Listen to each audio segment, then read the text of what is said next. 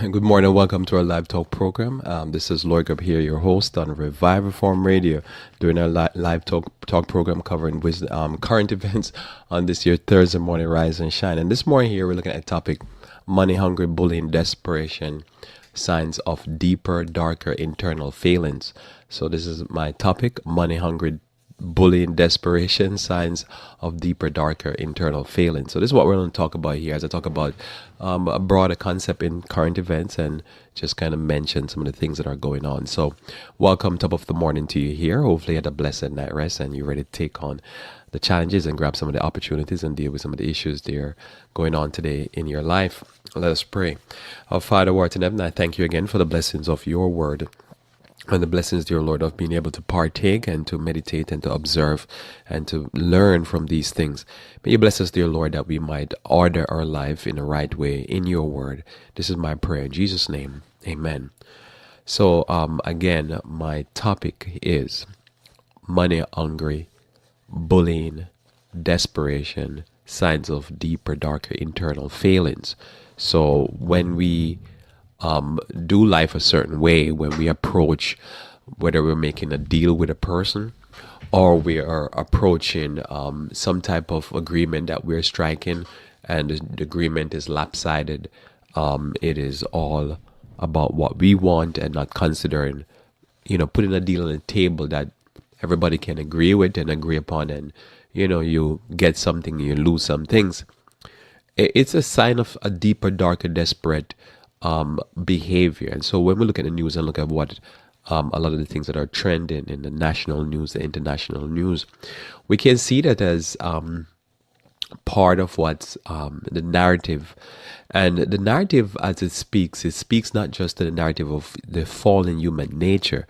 It speaks to the narrative that when we study prophecy, when we study the Bible, or we study individuals, we're studying character. Character is really what's driving this. A person makes a decision or they make a statement, you gotta always, as they say in colloquially speaking this in a society, you gotta consider the source of the statement. And when you understand the source of the statement, then you understand in character. And one thing you can observe in life is that there's something called a national character. And so when you have a national character, you have to understand the individuals that make up that character, and then you start to get a picture of what is the national character. And so when we look at the news, we see a lot of things, as I say, trending in various different aspects of the news. But with current events, I like to talk about what's trending on a national, international basis because it speaks to character. And then we extrapolate, we pull lessons from that for our own personal use so that we can now take it and learn how to behave ourselves in a right and proper way. And that's basically where a discussion like this comes in. So if you're dealing with a person, or as we say on a national basis, and you're observing what we would render a money hungry type of behavior, it talks to a deeper issue of greed. It talks to a deeper issue of lack of self-control. And when you're dealing with a person who is bullying, it talks to level of either somebody has been abused or somebody that has some darkness inside of them, that they become very violent and unmerciful to others. And if you deal with somebody that seems desperate, then you know something is wrong. And it's a sign of a deeper, darker internal failing. On the idea of desperation, I'm sure if you're going down the street and you see, this happened to me, I think last week, I was in the parking lot of BJ's and this guy came up behind me. I was about to leave in my car, and the person came up behind me and said that he has real fast. He just pulled up and hit his brake. So he saw that I was there, and he said he had a cinema, I think the audio for the cinema, so home cinema system that he says valued $3,000, and he's willing to let it off for cheap.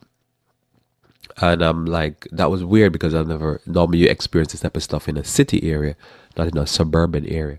And he said willing to let it off for cheap, and I say, I don't really use that. I don't have no need for that. And he said, really? And he said, yeah, I don't have no need for that.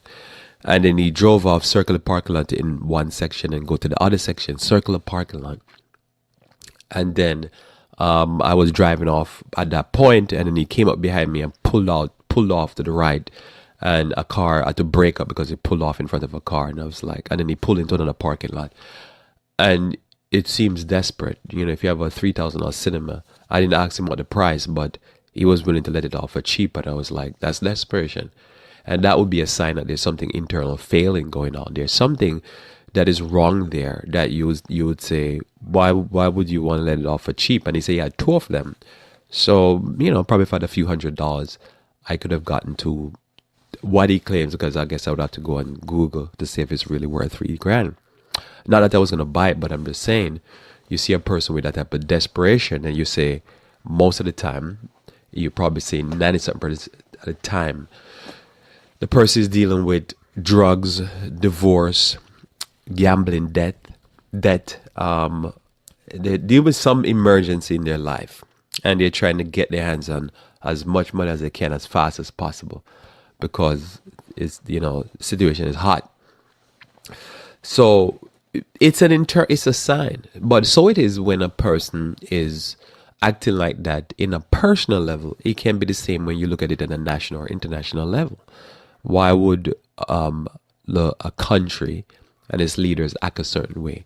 Why would they start with a money hungry behavior? Is it that they're greedy, or is it that they run out of money? They have gambling debts, they have debts to pay, they have drug problem. Is it that they're just a bully and they want to beat everybody up? Or is the desperation some of the dark, sinister thing that's going on that one has to focus on and try to figure out what's happening? So the Bible tells us in Jeremiah chapter 17, verse 9, Jeremiah 17, verse 9, it says, the heart is deceitful above all things and desperately wicked. Who can know it? So this is why I always have to leave openings. You know, it is an analysis of the sickness of the mind. So when we analyze the sick mind, I could say everything here, and I'm totally missing the mark. I know this, but I try to get the best I can, gear up what I can, because we have life experience. Like, who can know it? Who knows? You know, probably the guy pulled up behind me trying to sell that home theater, or that cinema system, home cinema, whatever you call it. He probably has some hookers that he need to pay. It's something going on. You can't really know, you know, unless you go to him, because I could think he probably have a drug debt, and it could be that says his bookie or the mafia or somebody's at his home holding his child hostage, and he's just willing to sell whatever to pay them the money so that they could let go of the child. It could be a whole bunch of stuff. Who knows? But you know that something is wrong. You just don't know what exactly is going on. And often, as I say, whatever done in darkness shall come to light. So when we look at the news and we look at the various things going on, and I'm looking at mostly what's going on with the various different trade agreements that the United States is trying to sign, and it can't come to an agreement, a memorandum of operation, a memorandum of understanding, like this is how we're going to do business. Or you're looking at these wars that are being fomented by the United States with Venezuela, with Iran, all these things. Who knows exactly sometimes what goes on unless you're inside. And even I believe sometimes people are inside, they don't know because they make misjudgment. But what can it tell me is that if I understand human being and a person that's on crack or cocaine or meth or anything, their behavior, it tells me that, again, there's a deeper, darker internal failing. And that's what it tells me. The desperate action and desperate behavior to try to overthrow foreign countries that are poorer tell me that it's either you're very greedy, you're very wicked, you're very desperate, you're very money hungry, you're very a bunch of things. You can come up with a few for me, and I'll accept probably 99% of what you say. Whatever it is, you can analyze, because the behavior is almost weird. See, the weirdest of behavior, and I think with sin, if you think about the Garden of Eden and the sin that Adam and Eve did, why this was so egregious is because they had so much. See, the more you have, it makes any sin becomes more unnecessary. See, a person that's a multi-millionaire and goes into a convenience store, like a dollar store, and clearly steal, you say the person need therapy. That's what you would say. You say something is wrong. Why would a millionaire, multi-millionaire, worse, a multi-billionaire, go into a dollar store and steal items that's worth $1. I know most items in dollar stores are not a dollar. It's worth $5, $10. Why? Don't make no sense. So that makes the crime more vicious, because you say, well, if the person would do this, what else would they do, or what else are they doing? Because I would tell you, I would say the police drop that charge, and they'd be like, what? Yeah, drop the dollar store charge. Call the feds, call the FBI, investigate. If this person will do this crime, they're doing bigger crimes. This is a symptom that the criminality is out of hand. Now, somebody would say, no, lawyer, you're wrong. You need to prosecute him for that crime. I'll be like, no. It is a deeper, darker internal failing that's going on that will make somebody with that much value that could literally probably walk into a dollar store and say, I'm buying the whole store, I'm buying the parking lot, the building, everything in the content of it. I own this now. We'll go and steal a small item. It's a testimony of a larger internal failing, and that you need to dig deeper and investigate something is wrong with that person.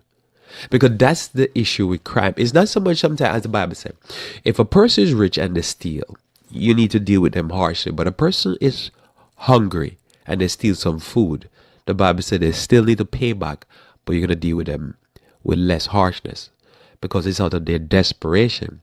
But the desperation become a problem when the person, or the observation of the desperation become a problem. In my mind and in your mind should be, when a person has so much, it's indicative that something is wrong. You know, the story of David, when David took Bathsheba, is indicative of that again. He had multiple wives, and the person that he took a wife from and murdered had only one wife. So the Lord says, the prophet asked him, so what would be the punishment? Hypothetically speaking, what would be the punishment? And the answer was 4 times, 4 people of your house have to die, David said. And the prophet said, that's you're the person, and you're going to have 4 people die in your house as a punishment for that crime. Somebody said that's a harsh punishment. But it's indicative again of the crime. This is, if probably David was a king and he was a single king and he was lonely and he went and committed adultery, the punishment probably would have been less. But the crime becomes more egregious when the person has a lot. So the Bible said the mind is wicked, desperately wicked. It could just be an issue of that. You know, to me, the concept of a bully don't make no sense. But a bully should be treated as a bully should be treated, viciously. Why? Because the bully normally pick on people who are weaker. That's bad. That's terrible. You know, a bully is just basically a low life form. Now, whatever the reason, the internal failing that's going on in the bully's mind, it's still on a personal basis, not talking about on a national basis. It's still terrible because the bully will find a person that's the most, physically weak, the least muscle, probably the smallest, and beat that person up and say, I'm tough. And be like, no, bro, you're not tough. You're, and there's a lot of words I can use to describe that person, because it is a mismatch. What it is to prove somebody tough is you go against the hardest guy, you beat the life out of him. Then we're talking about 2 animals going against each other. It's not necessarily a bad thing. But if a Doberman or a Rottweiler goes after a Chihuahua, you take the Doberman, you shoot it in the head. That's what you would do. You take the Rottweiler or the Pit Bull, you shoot it in the head, you kill it. It's a dangerous animal. There's a deeper failing going on in that animal. And if you do that for animals, you can understand why God destroyed nations, why God punished nations. Because again, money-hungry, bullying, desperation is a sign that there's a deeper, darker internal failing. It's worse. As I said, the fish rattled the head. It's a worse problem because it's indicative that something is deeper going on. So when we look at, again, the news, and we look at whether it be a trade deal or whether it be wars against weaker country, and deals that are made that are just not good, then you can see where the problem is, and you learn these lessons. Because somebody said, why would that be important for me personally? Because one thing I'm going to tell you, when you deal with a person, you realize this is how they are. They're just like a country.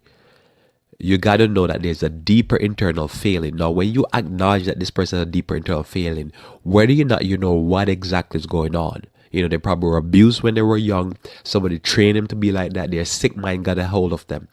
At the end of the day, what you learn to do is to be very careful and not deal with this person, and do everything you can not to deal with this person. There's no help for this person, because until they seek therapy, they're going to abuse you. And you watch as the history develop, you'll see this to be true for countries and this to be true per person. Because there's something deeper. You think about a pedophile. There's all these single women around. Single women everywhere. Desperate, praying to God, fasting for a husband. And there's a man there, grown man, and he's going after a child. Bypass all these females, and he wants somebody in their teens or a single digit.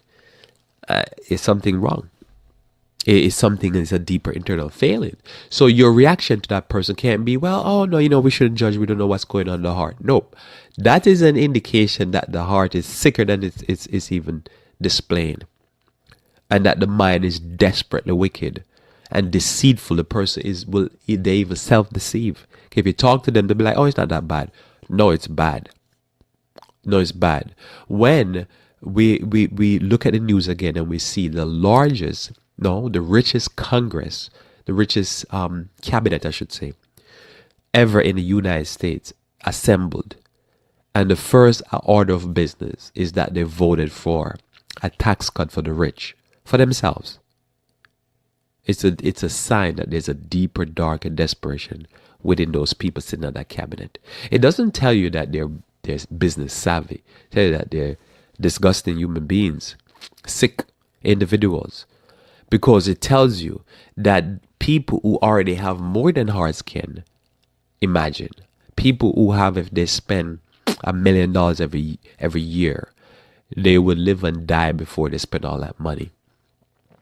Accounting for interest and all that, because somebody said, well, some of these people only worth $20-something million. The poorer ones on that cabinet, $20-something million. So that, it would take them 28 years. But if you're 60, 28 years will put you in the late 80s. And if you add interest to that, it probably put you 100 if you spend $1 million every year. And yet that person think the first order of business is to basically pay less and put more money on the middle class. Or take more tax on the middle class. That's their first order business. The biggest issue in the country. Not the opioid crisis, not the joblessness, not the shoring up Social Security, shoring up Medicaid, taking care of the Affordable Care Act, making sure more Americans have health care since so many people are getting fatter and sicker. No, the primary business, the biggest emergency in the country was to shore it up. So you read that and you say, what's going on? No, what you need to know is that money-hungry bullying or desperation, especially when people are filthy rich or have physically beauty or whatever and they act a certain way, it is a sign it's a deeper, darker internal failings that are going on inside of them. The head is sick. So the problem when somebody wants it all is what? The issue is, why do you want it all? If me and you, we have a deal, and we're going to do business together, and you want 100%, you're sick. You're sick. If I'm going to partner with you, and you see 100%, so I'm partnering with you, you get 100%. Just think about that. If somebody say that, you say they're sick. So that's not the issue. The issue is now when somebody say, I want 75%, and I'm going to get 25%, and we're partners. Yeah. Well, I could make that deal with you. Just think about this. I could make that deal with you. We're going in a partnership. And say the two of us going to work at the business, but say you bring most of the money, but we bring equal skill. So let's say a situation like that. You bring 50% of the skill, I bring 50% of the skill, but you brought 75% of the money, and I brought 25% of the money. So that's a deal that is straightforward. It would work. Somebody would say, yeah, but you brought 25%, you bring 50% skill. Now here's the problem with that. If I'm valued in the business and I'm just bringing 25%, you could say, well, since 50-50, so skill-wise we're equal, but money-wise we're not equal, but we're a partner. Here's what's going to be the problem. You could take that deal all day long, but the problem with a deal like that, this becomes the issue. That I could come to the point where I say, okay, I have 25, and that's what I bring to the table. I brought 25% of the money. So technically, that's right. But you got to know that I could be like, especially when money starts to turn over. That, we work together. We equally valuable in the business. You could say, although you bring 25, I'm going to give you 30%. I'm going to give you extra 5% because I can't do this without you. I need your 50% of the skill. And although this is the amount of money, because what it is that sometimes a person could come to a point where they say, you know, I've been a year later, 2 years later, I don't like the deal. And I'm putting in half the amount of work and I'm only getting 25% of the value because I didn't have enough money up front. I wish I got a little bit more. And when people start to get disgruntled, they'll go with something a little bit, but there comes a certain point where they'll be like, you know, now I have enough money. Probably what I should do is you buy me out and I start my own and I become your competitor. And let's see how you like that. That's how human being goes. You still have to sweeten the deal for the other person. But the person who has the control might think, I don't have to because I have the control. And they become like a jerk when it comes on to it. And what it is, they want everything for themselves. They want the whole enchilada. And they're not thinking, well, you know what, when Christmas time come, when New Year's time come, when Thanksgiving, whatever celebration, I want you to be happy too. So I throw you extra 5. I even throw you extra 10. I take 65, you take 35. You know, I know what the person is motivated because the person is like, yeah, I have some ownership here. I bring extra value here. And that person will secure your 65. But somebody like, that's not a deal. As a matter of fact, because I bring more money, I should even take 80. I should take 90. So forth and so on. Because without me, this deal can't happen. But that's where it is with life. It's like when you see a person want it all or want to take so much, they realize there's something wrong with them because they don't understand human nature. And that a person will go along with a deal because, you know, we broke. So maybe you're going in a deal like that and, you know, even though you bring 75 or whatever, where we put that money in, that's all the money we have. And we really need the income off this deal or this partnership. Well, I'll take it for now because I broke, you broke, or you have more money, I broke. I'll be like, I'll take it. But the moment I get an opportunity that I have to take it more, I ain't going to take it anymore. Because I felt like I bring some value here and I should have been paid for my value. That's how people are. And when you understand that, you got to sweeten the pot for people that you're dealing with. You got to give them a little honey. You got to give them a little sweets here, a little flavor. I say, here, I hook you up. I make people appreciate doing business with you. And they know, you know, you still have the upper end, but it's appreciation. I get some of the crumbs off the table. And people will take it. And you got to observe this in life and not be fooled because, you know, I think why this is so important on an observational level to talk about this, because we have to talk about this type of stuff. Because it's lessons to learn. Just like when you read the Bible, you read about true characters and their ups and their downs. It's the same thing. Because remember, the president is sold himself that he was the art of the deal. But as the president run for office and then came into office, you sort of find out that the deals he made burned.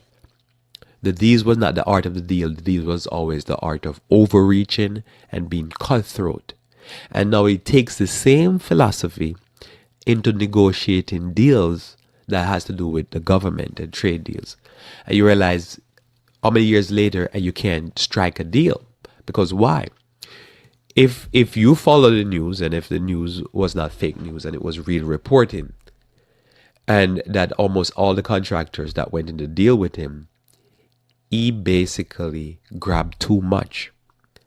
And they say one of the things he would do, he says it's a $2 million contract. He would negotiate a very tight contract. When the person finished the work, according to what was reported, when the person finished the work and now they're supposed to get paid the rest of the money, he would now say, I don't like the work you did.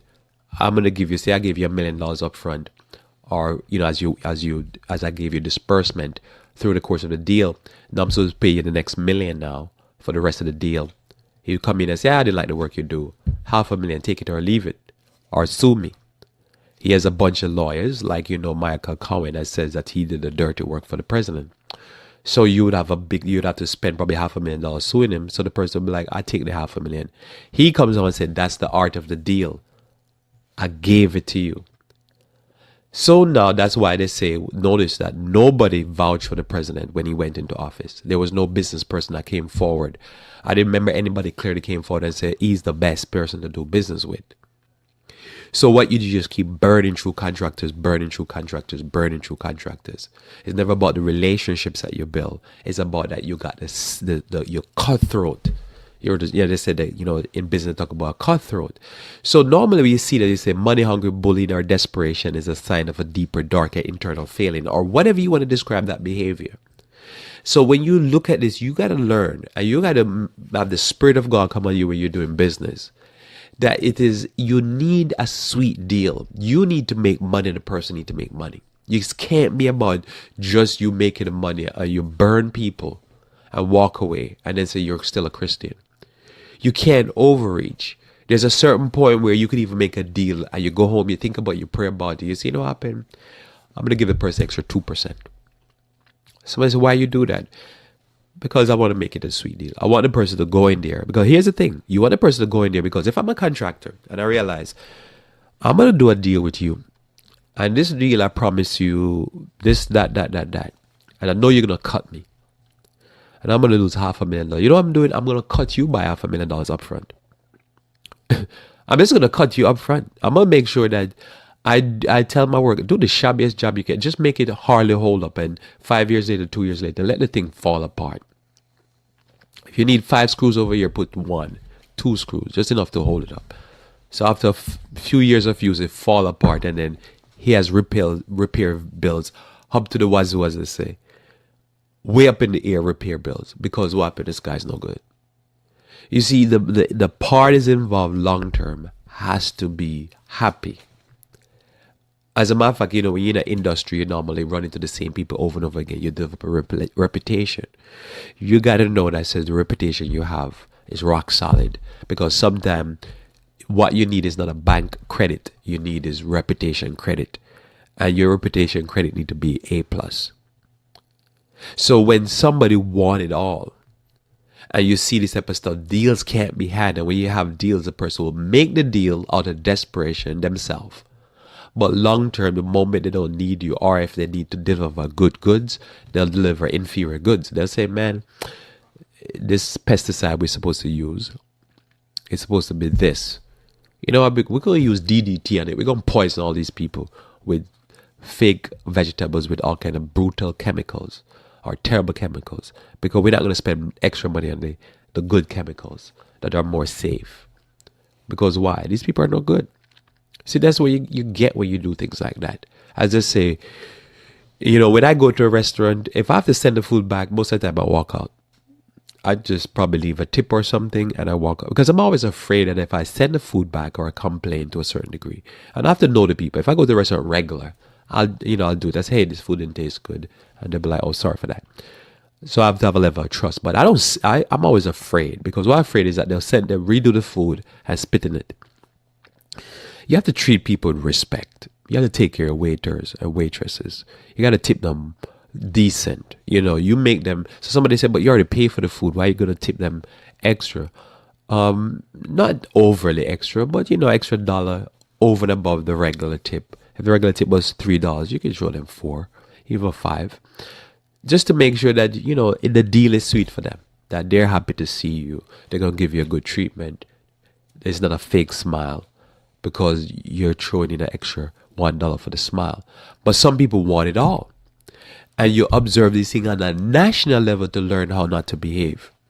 Because we go one time around this earth, so to speak. We have one life to live. We're not cats. We don't have 9 lives. And you got to go around this life and go around as easy as possible. So you look in the news. You look at all this stuff going on. All this stuff to just take everything. This is the philosophy of a rich person. I guess you get rich, you get greedy, selfish, and you say, I'm against anything to do with healthcare for the poor. You just want it all.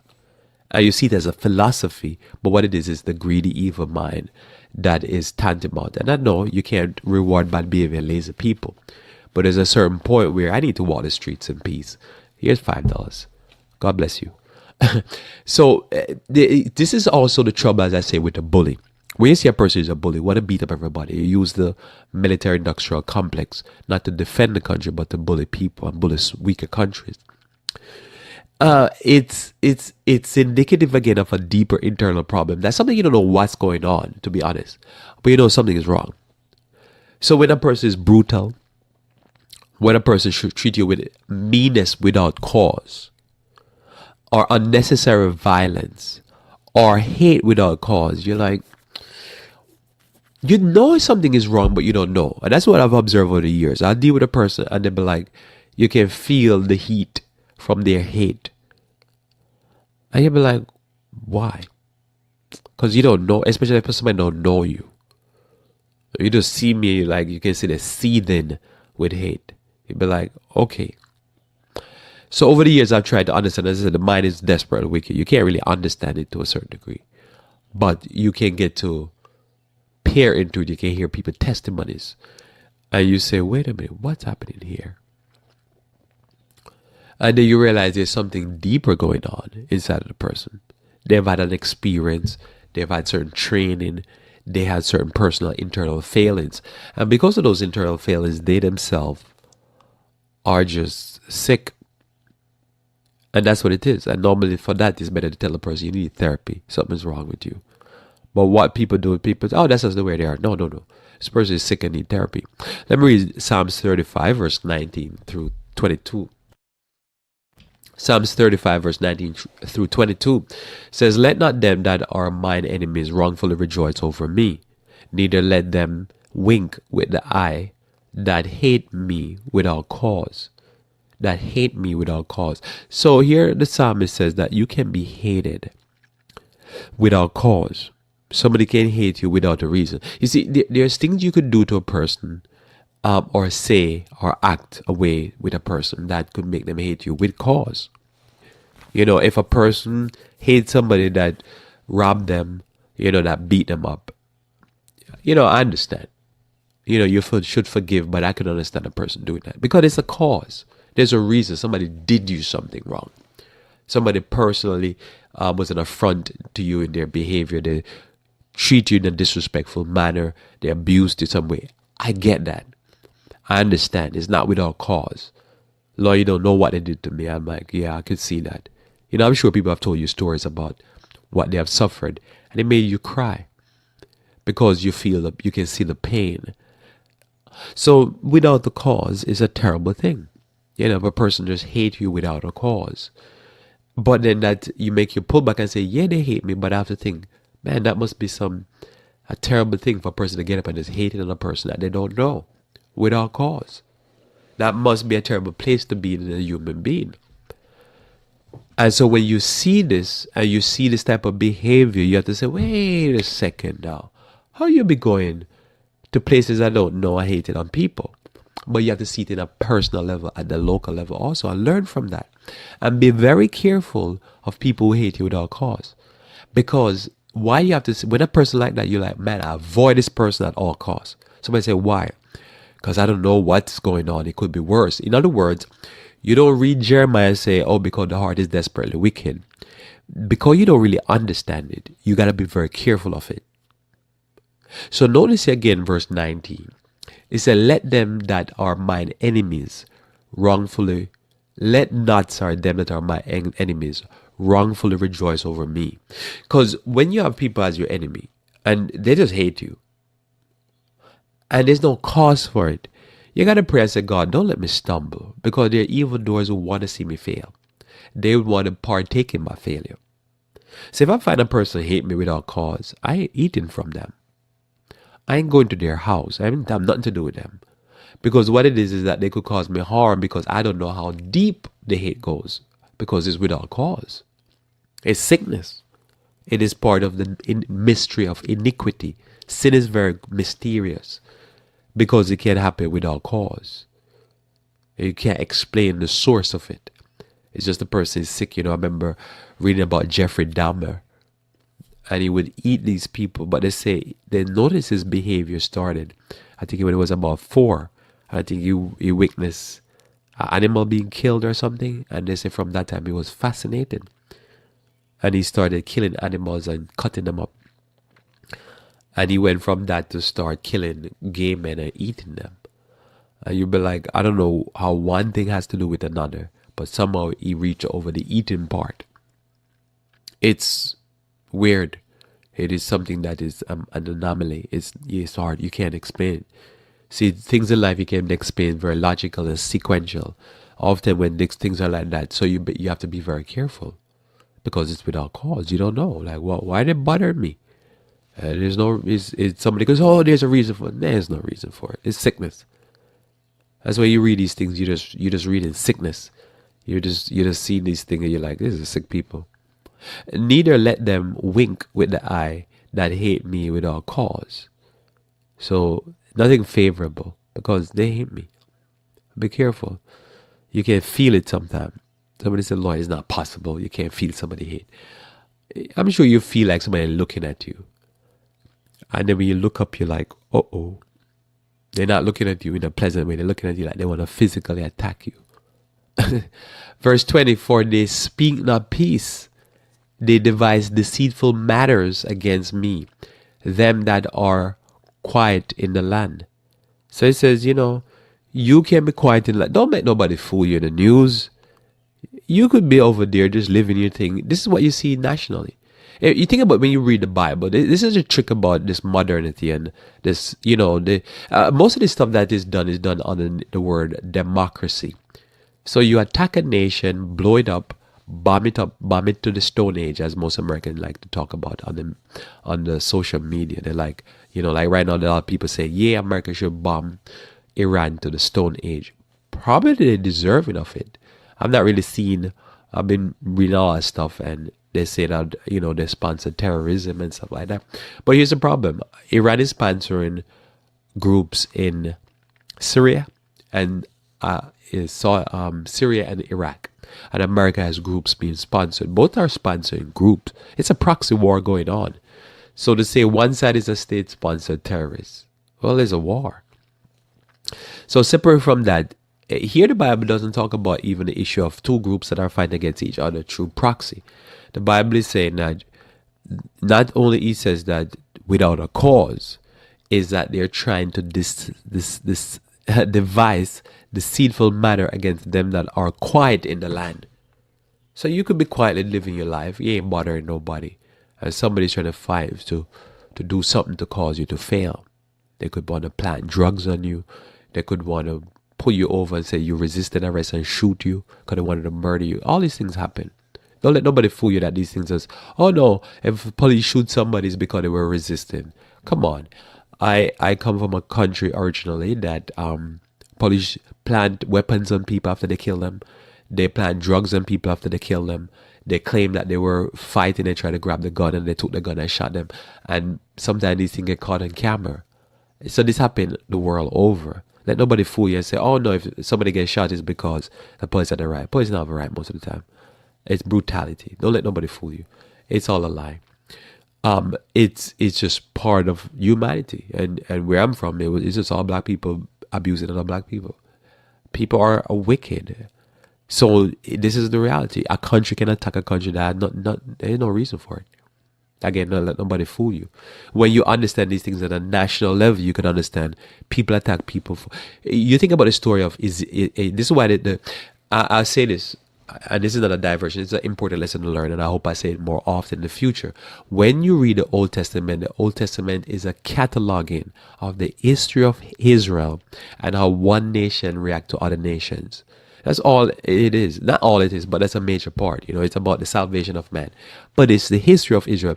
You think about this. Remember the story with King Hezekiah. King Hezekiah was supposed to die. And he was supposed to die, but he said, Lord, I've done good. I'm a good king. I've taken care of your business. Give me some extra years. And the Lord said, okay, use some fig leaves, heal the boil, and I'll recover you. You get 15 more years. Okay. That's the story of King Hezekiah. Well, in that 15 years, he had took the Babylonian envoys and carried them and showed them the treasures in the palace. After he died, what the Babylonians did, they saw the treasures and they came and attacked Israel and took the treasures. You can be attacked for your resources from a more powerful nation. So let nobody fool you. So when you read the news, sometimes you have to look at the news and you say, okay, what's going on today? Oh, we're going to go and attack a country. Oh, and they say, oh no, we're going there because we want to instill democracy. And they come up with a bunch of excuses. Come on, man. Come on, brethren. Sorry for that. We know what's going on. You just have to understand, somebody can see what you have and come for it. Just the reality. And on a personal level, it could be the same thing. Somebody come in your house and see what you have, and they arrange for your house to get robbed. They figure out where your safety deposit box, and you're there boasting and say, "Man, I have all this money." And they're thinking, "Well, you have a safe deposit box in your house, and you have all this money." I think some of it is in the safe deposit box. I'm gonna arrange with some of my friends to come and take it. People do that thing all the time. You could be there, you go to work and you're boasting, "Oh, my wife is the best. She's she's a mother and she's a lover and she's the best." And I think, yeah, really? Well, I don't have a wife like that. I'm gonna come and take your wife. People are crazy like that, and you gotta understand and be careful. So here it says the people, the good in the land, they're doing this thing. People can't hate you because you're living a good life. You're living a clean life. But they'll act as if, "Oh no, I can't stand this person because he thinks he's better." But deep inside, they wish they're living the life you're living, and they wanna have it. And they don't know how to get it, and they can hate on you for that. Don't ever be fooled by the deceitful mind, because remember, it's their mind is especially deceiving them. Here's the issue. A person's mind will deceive them, and they'll be deceived by their own sickness and come up with false excuses as to why they're doing what they're doing, and probably even believe it. But as an observer, you observe and you understand the Bible, the truth, the way, the life. And you study that, and you observe somebody, you're like, "Yeah, I know what they're doing." So let me tell you something. Don't be fooled by any of that. You're never, ever going to go into a country, attack it, destroy its infrastructure, kill the leader of the country, and then tell the people time to vote. That's no. That's just a ploy to give an excuse to go attack a country. That's not reality. So let me say that to you. Don't be fooled by that. Democracy is not. Democracy. It comes by the will of the people. The people have to have their own internal struggles and their own internal civil wars and all that, and decide that they want a system where it's a representative democracy. An external person cannot. Just imagine if I came to your house and I said, "This is going to be the way the house is going to run," and then somebody said, "Well," and I start attacking them and beat them up, and I tell everybody else, "Now it's time for you to vote. What system of leadership you're going to have?" Would that work in a house? No, you call the police and try to get me arrested. I say I attack one of the occupants. You see? So when you see a money-hungry bullet desperation, it's a sign that there's a bigger internal failing. And I'll finish out that text there. It says here, "Yea, they opened their mouth wide against me and said, Aha, aha, our eyes had seen it. This thou hast seen. O Lord, keep not silence. O Lord, be not far from me." So when they're coming to eat you up, you got to pray. You got to say, "Lord, deliver me from evildoers," because they will eat you up. And they'll come up with all kind of excuse. And so it is on a personal level. You learn these things on a national level because you say, "Oh, I see what people do." They'll just hate you for whatever reason. They hate you because you're shorter. That's normally not the case, but it could be. They hate you because you're taller. You hate you because you're more handsome. I remember somebody came to me one time and said, "Lloyd, why is it that the ladies that are fat, they always get married?" And I said, "Because often they humble themselves and they know to treat somebody right." But somebody that is probably pretty and tall and whatever, they're full of themselves. And so ain't nobody they're not married material. They're probably fornication material, but they're not married material. You can't live with them because they're so obnoxious. And so, so you could be, that person is bubbly and happy, and you have somebody that's pretty, and they're hating on you like, why they gonna hating on me or jealous of me? They're the one that everybody wants to go with. Not really, they're the one everybody want to fornicate with, but not live with. They're not gonna make a home. So this is part of the reality. So again, when we look at greed and overreaching or selfishness, we're seeing the same thing. It's a testimony of a larger internal failing. A person that will do a deal and then know they can get $5,000 for the deal and they want 10.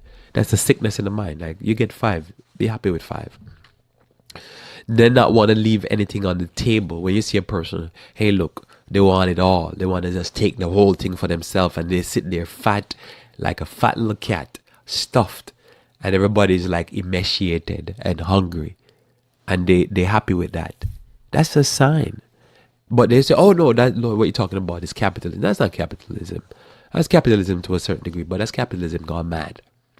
You gotta everything you do in business has to be capitalism. You don't go in business per se for charity to break even. You go in business because you're gonna make profit, so you can live off the profit. You're adding value, and out of that value, somebody's paying you for the extra. You give me 5 2x4s, and you make something out of 2x4s. The value is your labor, and however good you make it, somebody say, "I'll pay you extra," and that's capitalism. Now, now it's not capitalism when you make sure that nobody's can buy that lumber and do the work because you don't want them to come in and cut your profit because they might come in and offer better products. So you say you order the mafia to attack them and beat them up to kill the competition, basically. That's something else. That's not capitalism. But some people would say, "Oh no, as long as you attack and physically kill the competition, that's capitalism." That's not capitalism per se. That's you cheating. So some people want to squeeze everything out of a person or a deal for themselves and leave nothing for the other person. You gotta make the deal sweet for everybody. Same thing with the tax. Some people want to squeeze all the tax out of one group of people, and then the rich, they get all the tax and they can save all the tax. And somebody said, "Well, that's right," but that's not right. You give something back to the people, give something back to the school system, you give something back to something, but you can't take everything you have. Notice here in Philippians chapter 4, verse 11 through 13. Philippians 4, verse 11 through 13 said, "Not that I speak in respect of want, for I have learned in whatsoever state I am, therewith to be content. I know both how to be abased, and I know how to be to abound. Everywhere and in all things I am instructed, both to be full and to be hungry, both to abound and to suffer need. I can do all things through Christ which strengthened me." So Paul is basically what he's saying here. He's very inexperienced. He's had it where he's done great. And when it comes on to want and need, he has done great. Everything is satisfied, taken care of. And they have it where it's tight, real tight. And it's just meagerness. And he says, "I just learn in whatever state, in whatever situation, I can suffer want and I can live and I have all of it and it doesn't get to my head." So he says, this is good. But when a person can't go there, then he can't be content. And they want it all. I tell you, something is wrong. Because obviously, if you're going to do something with me, you got to give me something. You got to put something on the table for me. You want the blessings, but you don't want to bless. You just want to leave me in a cursed situation, but you getting blessed. How happy am I going to be? This is why I tell you it will not work, because what it is that you gotta leave something for the people. You can't take it all. You can't be able to have 5 supercars in your parking garage and somebody can have a used, what they call it, regular sedan. I don't know what you call it, like a Hyundai or a Accent or a Hyundai, a Elantra or a Honda Civic or something like that. They can't even have one, use one. And you can have 5 supercars, and you think that's a good setup? You see, there's things in life where as the Bible said, the Bible doesn't talk about just wisdom and understanding. Don't talk about knowledge and understanding. It talk about wisdom also. For me, I see that as an unwise move. They always say, I've learned in business, that it's best not for you to have the biggest house or the most expensive house in your neighborhood. Let somebody else have that. So that means if somebody's gonna rob, they have a better choice. It's not so somebody said, "Well, can't I just enjoy what I enjoy?" Do enjoy it, but it's just sometimes if you're gonna have the most expensive house in the neighborhood, it's probably for you to sell and move to a more expensive neighborhood. You're just gonna pay more tax, and the house is gonna be more expensive. But there's things you do not because you can't do it, but it's because there's things you avoid doing, not because you're not free to do it, because you're wise. You make wise move. If you know what I'm saying. But when you don't make wise move, then I'm going to tell you what's going to be a problem. You're going to run into a problem where it might be, you might say, I'm in a country and I'm free to do what I want to do, but you're not making the wisest move, because you're just doing wrong. So that's why I say, what are they doing? They're making big blunders and they think it's gonna work because they have the military might and the superpowers of that. I'm just saying it's foolish move. I would never, if I was one of these pastors advising these guys, I would tell them, don't do that. You don't want to be that person that have too many people on the street, which is what we're seeing because of the drug epidemic, begging. And now, so you're more and more people because of drugs and low income and inflation. They're getting so poor that the rich is getting so rich that the divide is getting greater. And for what I've seen with all the legislation and how business is going with automation and the latest technology, what we're having is that situation is set up now where the rich is going to get even richer. And we're getting to third world status because that's the fear. Because in third world, what it is that the rich have to live in gated communities all over the place because they're not safe. And they have to have all kind of security guard. They have to keep changing security guards. Because in those third world nations, the problem is they don't pay no tax into the system. So they create a system where the divide gets greater and greater. And I'll be talking about that more and more. Because I see this is where we're going and people don't understand. To me, when people say a third world, to me, what a third world is simply a nation where the tax system and the governmental system is set up to always benefit the rich. And nothing get taken off. The rich doesn't put nothing into the system. I'm not talking about, like private charities. Those are foolishness. Ignore those. All these different foundation and all this type of stuff. Listen, the money goes into the public trust and it's for the whole people. So you take that and you can't watch that type of stuff. Private foundation, the this multi-billionaire foundation and that multi-billionaire foundation. Ignore those things. The money, when the money goes back, why do that? Just pay the money back to go to public schools and stuff like that, and to the roads and bridges.